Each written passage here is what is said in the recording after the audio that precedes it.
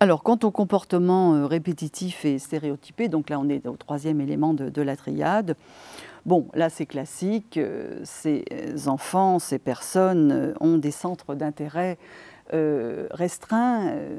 On parle d'obsession, nous, dans notre langage, centre d'intérêt restreint, stéréotypé.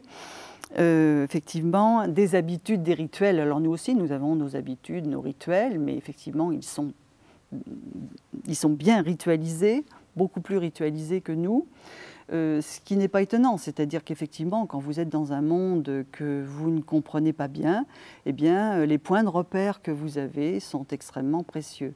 Donc c'est vrai qu'il faut le savoir et qu'il faut respecter ces habitudes, ces rituels, ce qui ne veut pas dire qu'il faut s'enfermer hein, dans des choses comme ça très, très répétitives. Mais effectivement, ces repères sont importants et si on les... Parce qu'il faut aussi qu'ils puissent sortir de ces habitudes et de ces rituels. Mais il faut le faire doucement, progressivement.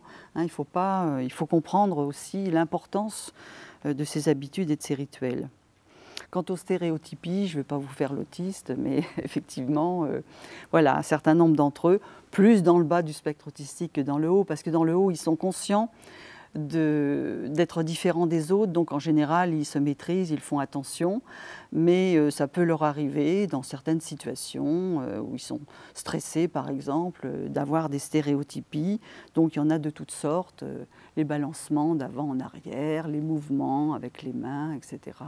Donc ça fait partie en effet voilà, du profil de l'autisme.